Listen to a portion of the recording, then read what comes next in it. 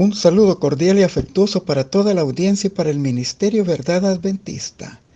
Agradecemos a Dios por un nuevo estudio de un trimestre de la escuela sabática en el Evangelio según San Marcos y por la lección número 1, programada para el sábado 6 de julio, el comienzo del Evangelio. Después que Juan fue encarcelado, Jesús vino a Galilea predicando el Evangelio del reino de Dios diciendo: el tiempo se ha cumplido. El reino de Dios está cerca, arrepiéntanse y crean el Evangelio. Marcos 1, 14, 15. Iniciamos considerando 2 de Timoteo 3:16. Toda la escritura es inspirada por Dios. Entendemos completamente que Dios es la fuente de la inspiración de las santas escrituras y el Espíritu Santo el agente principal de dicha inspiración. En 2 de Pedro 1:21. Dios eligió a través del tiempo a las personas apropiadas y su Espíritu Santo les indicó los sufrimientos de Cristo y las glorias que vendrían tras de ellos. Y estos fueron los profetas. 1 de Pedro 1:10 y 11. Durante este trimestre estudiaremos los detalles del Evangelio según San Marcos. Y aunque en ninguno de los versículos del contenido de su libro se hace referencia o mención a Juan Marcos como su autor, existen referencias bíblicas que lo vinculan con el apóstol Pedro y nos ayudan a comprender cuál era una de sus fuentes de información principal en sus relatos. 1 de Pedro 5:13. Por otra parte, la tradición de la iglesia primitiva y la llamada patrística, los escritos de los así llamados padres de la iglesia como Ireneo de León, quien en el siglo II afirmó que Marcos fue el intérprete de Pedro, y Eusebio en el IV siglo reconociendo a Marcos como el autor del Evangelio que lleva su nombre. ¿Quién era Juan Marcos? Su nombre era Juan y su sobrenombre era Marcos. Hechos 15:37. Para efectos de distinguirlo del autor del Evangelio de Juan, lo llamaremos únicamente Marcos. Era hijo de una influyente mujer y simpatizante del Evangelio llamada María. Ella era anfitriona de una reunión de oración en su hogar, donde alojara a Pedro después de que los ángeles lo libertaran de la cárcel donde Herodes lo había recluido. Hechos 12:12. Era hermana de Bernabé y de acuerdo con Colosenses 4:10, Marcos era sobrino de Bernabé. Y en Hechos 13:2 y 5 se le menciona por primera vez como un joven entusiasta que deseaba ser un misionero y que acompañó a Pablo y Bernabé en su primer viaje. Pero al no poder soportar los desafíos de la obra, se registra un fracaso inicial cuando decide regresar a su hogar en Jerusalén, hecho que fue considerado por el apóstol Pablo como una deserción al ministerio. Hechos 13:13 y 15:38. Luego en 1 de Pedro 5:13 se le asocia con el apóstol Pedro. ¿Cómo es posible que un joven así como Marcos pudiera ser restaurado y se convirtiera en un escritor de uno de los 4 evangelios del Nuevo Testamento? A lo largo del estudio responderemos a esta importante pregunta. En esta ocasión estudiaremos el comienzo del Evangelio a través de 3 temas. Número 1. De misionero fracasado a misionero exitoso. Número 2. El Evangelio de Jesucristo. Y número 3. Los hechos de Jesús en su Evangelio. Finalizando, como es nuestra costumbre, con las aplicaciones pertinentes. Comenzamos con de misionero fracasado a misionero exitoso. En la nota introductoria mencionamos que Marcos no soportó los desafíos de la obra como misionero, pero en nuestro estudio debemos de preguntar si esta experiencia es exclusiva de él o formó parte de la vida de otros personajes bíblicos y si puede repetirse en los modernos seguidores de Cristo. Para la restauración de Marcos, el liderazgo de su tío Bernabé jugó un papel determinante. Bernabé hace honor a su nombre, traducido hijo de consolación en Hechos 4:36. Vio en Marcos a un joven cristiano con aspiraciones, pero que no estaba preparado para asumir los desafíos de la obra, pero había en él un potencial debidamente desarrollado que podría ser útil, y le dio una segunda oportunidad, lo animó a continuar, y la historia testifica que su trabajo no fue en vano. Primera de Corintios 15:58. La decisión de Bernabé a favor de Marcos no fue fácil, propició un desacuerdo con Pablo que acabó en una separación para el segundo viaje misionero. Pablo era un hombre de visión. Hechos 26:19. En su conversión le fue informado que su ministerio no sería fácil. Hechos 9:15 y 16. Él deseaba compañeros que tuvieran el mismo espíritu y convicción de él para la obra. En 2 de Corintios 11:23 al 28, él describe toda suerte de penurias y sufrimientos por causa del Evangelio. La obra demanda mucho más de lo que podían ofrecer a Dios en su servicio. Necesitaban asociados que les ayudaran a llevar las cargas. Desde su perspectiva, alguien como Marcos, que desertó de la misión tan rápidamente, Hechos 13:3 y 15:38, no estaba listo para luchar cara a cara con las fuerzas del mal y lo rechazó. Por lo tanto, cuando Bernabé pidió llevarlo de nuevo, se separaron y Pablo elige a Silas y Bernabé tomó a Marcos para hacer ese segundo viaje misionero. Hechos 15 del 36 al 41. Pero ahora veamos cómo impactó en la vida de Marcos la segunda oportunidad. El libro de los Hechos de los Apóstoles no registra otra deserción suya. Su restauración fue plena. Esto se percibe en las posteriores declaraciones de Pedro. La iglesia que está en Babilonia, elegida juntamente con vosotros, y Marcos mi hijo os saludan. Primera de Pedro 5:13. Aún el mismo Pablo, quien reconoció que era un elemento valioso en el ministerio, en Filemón 1:24 dice: Marcos, Aristarco, Demas y Lucas, mis colaboradores. Y luego en 2 de Timoteo 4:11 dijo: solo Lucas está conmigo. Toma a Marcos y tráele contigo porque me es útil para el ministerio. Y en Colosenses 4:10 dice: Aristarco, mi compañero de prisiones, os saluda, y Marcos, el sobrino de Bernabé, acerca del cual habéis recibido mandamiento, y si fuere a vosotros, recibidle. Marcos incluye en su evangelio la triste experiencia de la negación de Pedro. Marcos 14:29. Quien inicialmente dijera a Jesús: aunque todos se escandalicen, yo no. Le prometió que sería fiel hasta la muerte, pero en Marcos 14, 66 al 72 no pudo soportar la confrontación y al verse descubierto como uno de los 12, negó a Jesús 3 veces. Pero Marcos es el único escritor que registra el mensaje consolador enviado por un ángel de parte de Cristo a Pedro. Marcos 16:7. Pero id y decid a sus discípulos y a Pedro que él va delante de vosotros a Galilea. Allí le veréis como él dijo. Aquí se confirma que Jesús no rechazó a Pedro, lo restauró al ministerio. A raíz de esto podemos percibir que entre Pedro y Marcos existía una empatía especial a tal grado que Pedro lo consideró como uno de sus hijos. Primera de Pedro 5:13. Al tener una relación especial con Pedro, Marcos tuvo la oportunidad de oro para recibir información de fuentes fidedignas valiosas y le sirvió para discernir la calidad de ministerio de sanidad física y espiritual en favor de las almas sufrientes que Jesús desarrolló en esta tierra. Porque el Hijo del Hombre no vino para ser servido, sino para servir y dar su vida en rescate por todos. Marcos 10:45. Pero además de lo anterior, por su relación con Pablo, viendo la perseverancia incansable del apóstol y su consagración, pudo entender cómo redimía el tiempo y sacaba el mayor provecho para la obra. Efesios 5:16. Y cómo con mucha propiedad podría decir: sean imitadores de mí, así como yo lo soy de Cristo. Primera de Corintios 11:1.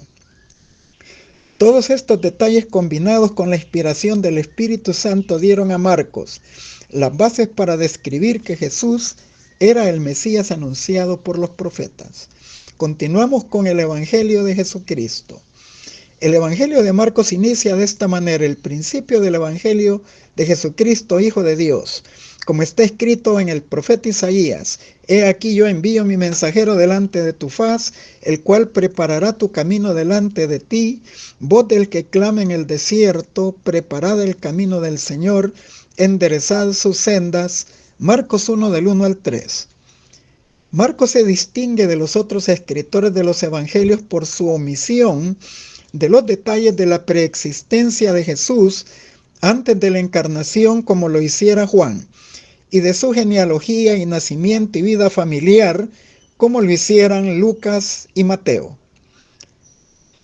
Marcos parte del ministerio de Juan el Bautista como el precursor del Mesías y ubica el inicio del ministerio de Jesús a partir de su bautismo en el río del Jordán, oficiado por Juan el Bautista, donde inicia su ministerio después de recibir su ungimiento mesiánico. Marcos enfatiza que la aparición del Mesías dio cumplimiento a las profecías bíblicas del Antiguo Testamento relacionadas con su bautismo. Marcos 1 del 2 al 11. Solo Marcos usa la frase el principio del Evangelio de Jesucristo, el Hijo de Dios. Para él el mensaje del Evangelio y la obra de Jesucristo son la esencia de su relato. Para Marcos, Dios el Padre y el Hijo, Jesucristo, son los agentes principales del Evangelio, y que este mensaje es de origen divino. El Evangelio son las buenas nuevas de la salvación de Dios y de Jesús, pero más profundamente en la frase Jesucristo, Hijo de Dios, él afirma la verdadera divinidad de Jesucristo, vinculada de forma inseparable con su verdadera humanidad. Lleva implícita la relación entre Jesús y el Padre, aún desde antes de su encarnación. Marcos 1:1, Marcos 9:31 y 10:47. Marcos presenta a Juan el Bautista como precursor del Mesías en su primera venida. Era la voz que predicaba en el desierto, preparando los corazones para recibir al Salvador. Marcos 1 del 3 al 8. Y aunque en estos versículos solo menciona a Isaías, él combina sus frases usando a Moisés, a Isaías y a Malaquías respectivamente. En Éxodo 23:20, he aquí yo envío mi ángel delante de ti, menciona al ángel del pacto refiriéndose a Cristo antes de su encarnación, en su calidad de mensajero que introdujera a Israel en Canaán, la tierra prometida, pero alude a la preparación del terreno que haría Juan mediante su predicación para la aparición del Mesías, porque sería Jesús únicamente quien traería el poderoso mensaje de salvación del cielo. Solo Jesús traería la mayor revelación del carácter, la voluntad y la misericordia de Dios el Padre, y quien conducirá finalmente a su pueblo a la patria celestial. 2. Ocupa Malaquías 3:1. He aquí yo envío mi mensajero, al cual preparará el camino delante de mí. Aquí describe la misión de Juan el Bautista, predicando el bautismo del arrepentimiento. Y en 3, Isaías 43, voz que clama en el desierto, preparad el camino a Jehová y enderezad calzada en la soledad a nuestro Dios, siempre describiendo la obra de preparación de Juan el Bautista, que incluiría una invitación a una reforma decidida para recibir apropiadamente a su Mesías. Mateo 3:3. Juan los invitaría al arrepentimiento, al bautismo, a creer en aquel que vendría tras de él y a la perseverancia, generando en su vida y testimonio los frutos dignos de arrepentimiento. Isaías 44, Mateo 3:8. Pero en Marcos 1:14-15 hace una referencia directa a la profecía de Daniel 9:24 al 27, que revelaba el tiempo exacto de la aparición del Mesías y la duración de su ministerio público durante 3 años y medio, seguida de su muerte sacrificial en la cruz. Marcos 10:45. Marcos refiere a la obra de Juan el Bautista omitiendo detalles de su nacimiento, incluso su misión tipológica como segundo Elías, anunciada en Lucas 1:17, que él vendría en el espíritu y el poder de Elías. Pero al contrario, él destaca su vestuario similar al del profeta Elías el Tisbita. Y Juan estaba vestido de pelo de camello y tenía un cinto de cuero alrededor de sus lomos. Segunda de Reyes 1:8. Describe también su régimen alimenticio vegetariano a base de langostas y miel silvestre, Marcos 1:6. Una vida de abnegación, de modestia y de temperancia. Las langostas que menciona en este pasaje, la concordancia exhaustiva de la Biblia de Strong, en el numeral 2769, usa la palabra griega keration y se refiere a la Ceratonia silqua, algarroba llamada también pan de San Juan porque sus vainas parecen ser una langosta y constituyen el alimento del Bautista, con un sabor dulce. Y estas algarrobas se mencionan en Lucas 15:16 como alimento para engordar a los cerdos. Pero de manera destacada presenta la esencia de su mensaje. Viene tras de mí el que es más poderoso que yo, a quien no soy digno de desatar encorvado la correa de su calzado. Yo a la verdad os bautizo con agua, pero él os bautizará con el Espíritu Santo. Marcos 1:7-8. La obra perfecta de la salvación está en manos de la divinidad. Juan reconoció la exaltada dignidad del Mesías y que lo que él haría sería imposible para los hombres. Solo por su mediación podrían ellos recibir el bautismo del Espíritu Santo, nuestro Señor. En Marcos 1 del 9 al 11 describe la escena del bautismo de Cristo y su ungimiento mesiánico. Y ahí figura la presencia de las tres personas de la divinidad. El Padre declarando: tú eres mi Hijo amado con quien tengo complacencia. Verso 11. Jesús el Hijo, Marcos 1:1, subiendo del agua después de su bautismo. Verso 10.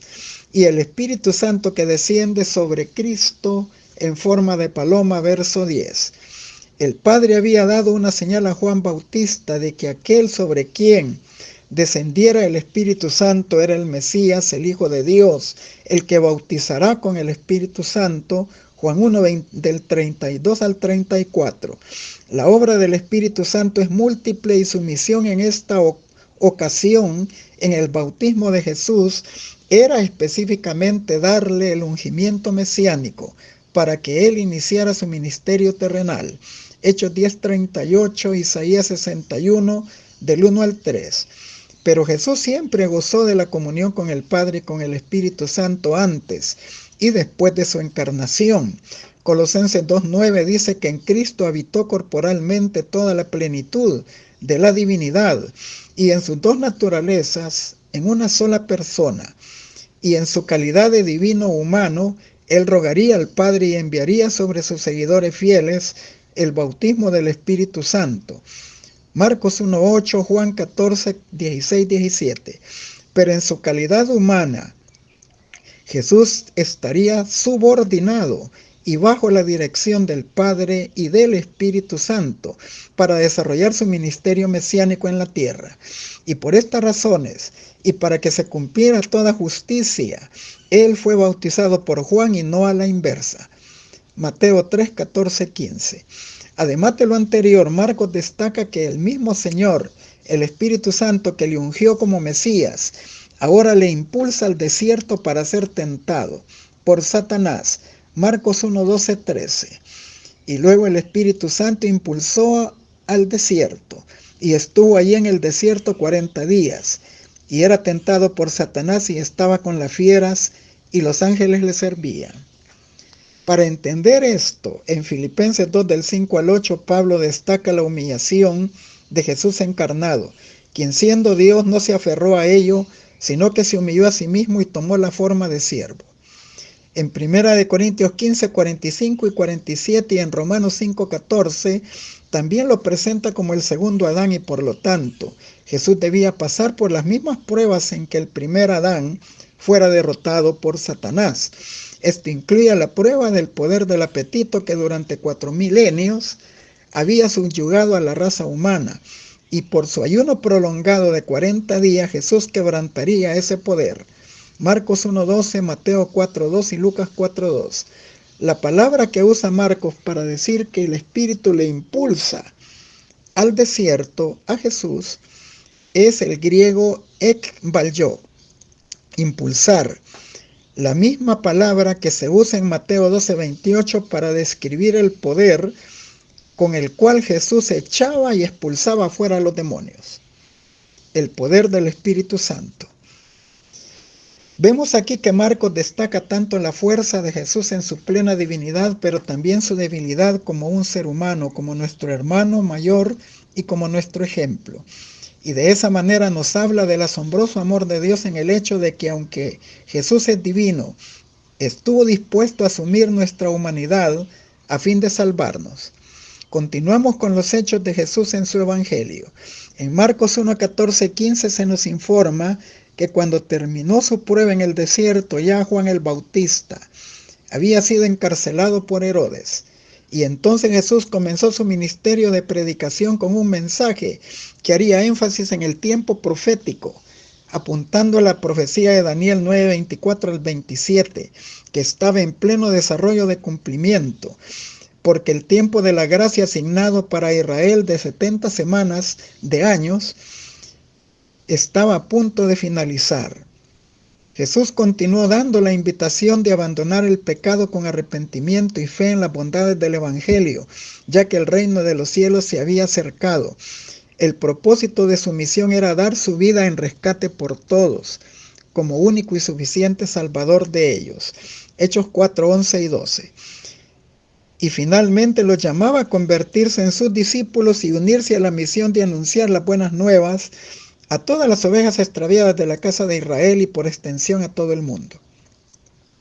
En Gálatas 4:4 dice que en el calendario divino se marca la hora de la aparición del Mesías en Israel, y Daniel 9:24-27 indica el tiempo exacto de su manifestación pública en el otoño del año 27, cuando en ocasión de su bautismo recibiera su ungimiento mesiánico.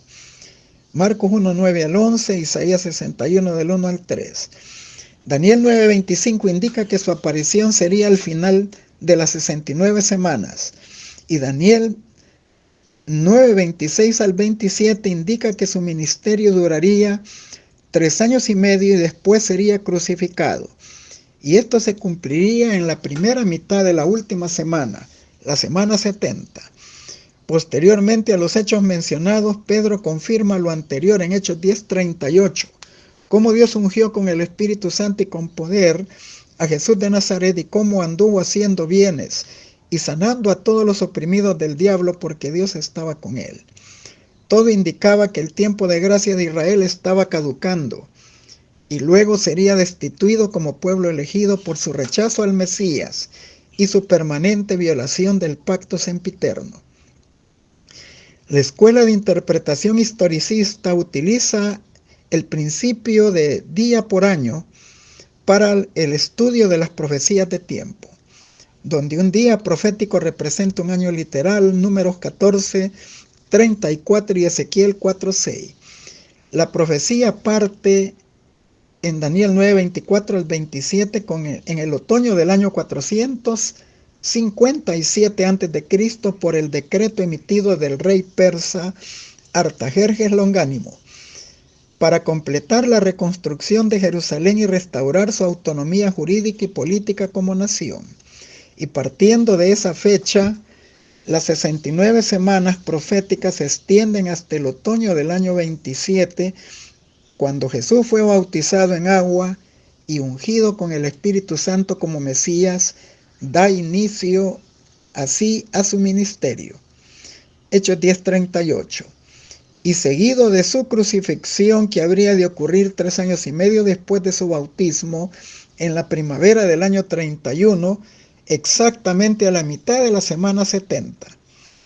Y la terminación de esta última semana ocurriría en el otoño del año 34, cuando los judíos sellarían su destino rechazando a Jesús y martirizando al diácono Esteban, matándolo a pedradas, y de allí en adelante seguirían oponiéndose a la predicación del Evangelio entre sus hermanos de sangre, persiguiendo a los cristianos, como describe 1 Tesalonicenses 2 del 14 al 17. Y se cumpliría lo dicho en Juan 1:11, a lo suyo vino y los suyos no lo recibieron. Por ese constante rechazo de Cristo y de su mensaje por los judíos, los discípulos comprenderían que había caducado su tiempo de gracia. Pablo más adelante en Romanos 11, 17 y 19 explica, refiriéndose a Israel, que las ramas naturales fueron arrancadas del olivo natural y en su lugar se injertaron ramas de olivo silvestre. Los gentiles que creerían en el Evangelio y abrazarían el pacto aceptando a Jesús como su Mesías. Y entonces los discípulos comprendieron que era el tiempo de comenzar a predicar el Evangelio a los gentiles. Tenemos dos citas de oro, Hechos 13, 42 al 47 y Hechos 18, 5, 6. En la primera, Pedro les dice, porque vosotros os juzgáis indignos de recibir la salvación, he aquí que nos vamos a los gentiles.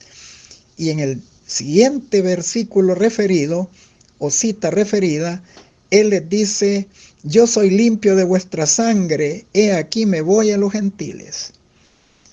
Pero el hecho de que Israel fuera destituido como pueblo elegido no restringía que cada judío individualmente, si aceptaba a Jesús como Mesías, podía formar parte del pueblo de Dios y ser injertado de inmediato en su propio olivo, como lo dice Romanos 11, 23, 24, y engrosar las filas del nuevo Israel espiritual.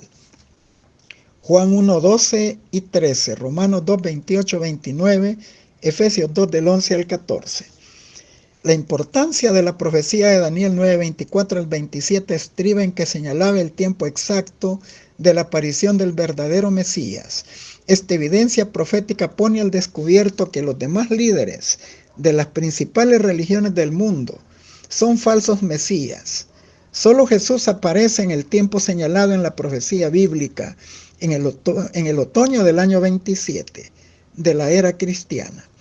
Dios es ordenado, cronológico y exacto en sus profecías de tiempo, y por medio de Jesús se ha identificado con las necesidades humanas, y su amor lo llevó al grado de entregar a su Hijo unigénito para salvarnos de la condenación eterna, y Él entregando su propia vida en la cruz. Otro detalle importante es que la profecía de Daniel 9, 24 al 27 es la parte inicial del período mayor comprendido en Daniel 8, 14 de los 2300 años. La profecía de Daniel 9, 24 al 27 de las 70 semanas marcó el tiempo de la aparición del Mesías enviado a Israel con el mensaje del Evangelio en el momento decisivo previo al cierre de gracia para esa nación elegida, antes de que los juicios retributivos cayeran sobre ella por sus pecados, entre los cuales figura el rechazo de su propio Mesías Salvador. Pero de forma especial, la parte final y complementaria de los 2300 días marca hacia el otoño de 1844, indicando el cumplimiento profético del inicio de la predicación final del llamado Evangelio eterno en el anuncio del mensaje del primer ángel de Apocalipsis 14 del 6 al 7, un mensaje dirigido a todas las naciones del mundo, en un momento también determinante, porque había comenzado ya la hora de su juicio en el año de 1844, y el cierre general del tiempo de la gracia para toda la humanidad es inminente.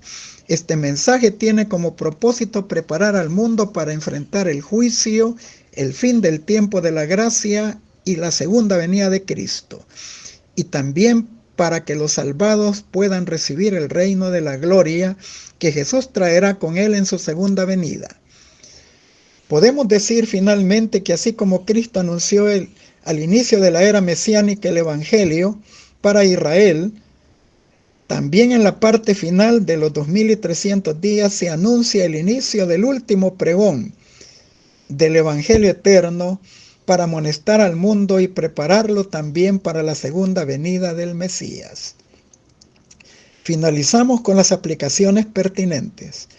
Los que han de preparar el camino para la segunda venida de Cristo son representados por el fiel Elías, así como Juan vino con el espíritu de Elías para preparar el camino para la primera venida de Cristo.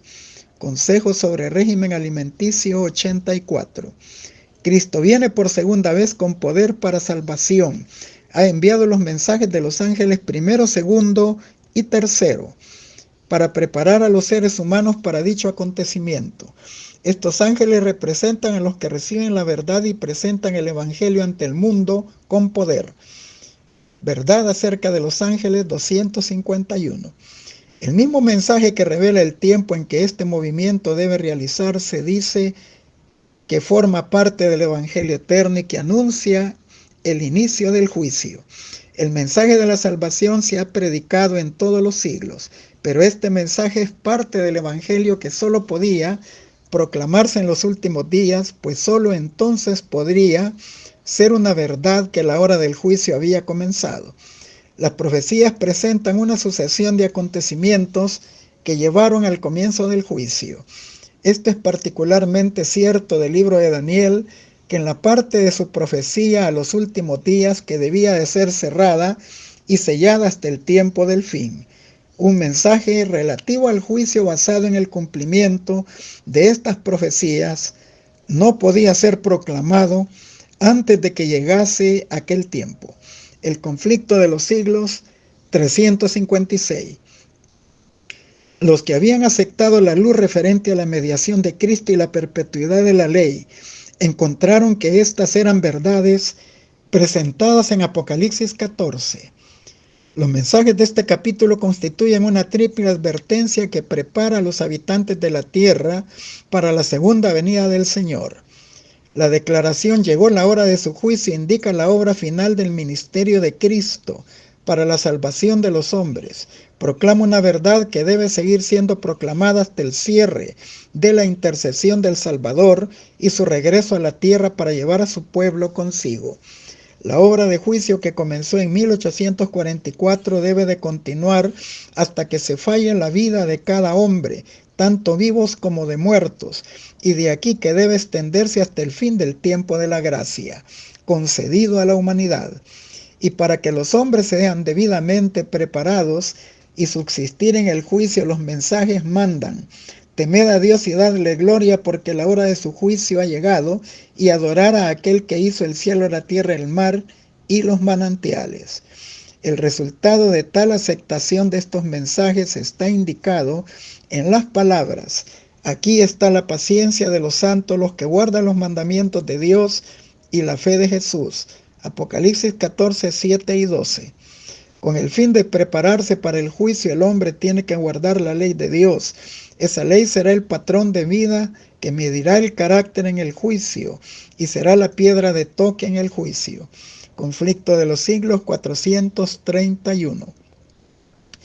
El Dios del cielo no enviará al mundo sus juicios motivados por la desobediencia y la transgresión antes de haber enviado a sus atalayas para que den la amonestación.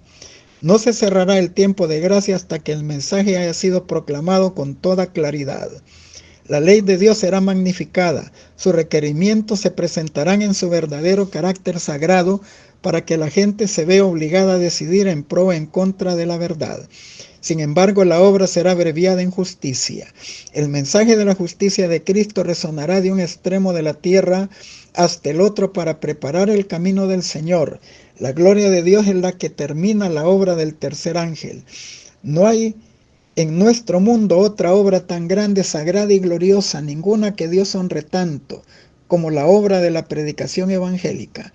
El mensaje presentado en este tiempo es el último mensaje de misericordia para un mundo caído. Los que tienen el privilegio de oírlo y persistan en negarse a escuchar la amonestación, desechan su última esperanza de salvación, porque no habrá un segundo tiempo de gracia. Tomo 6 de Testimonios para la Iglesia 27 y 28. Les deseo un feliz sábado para todos en la bendita presencia del Señor.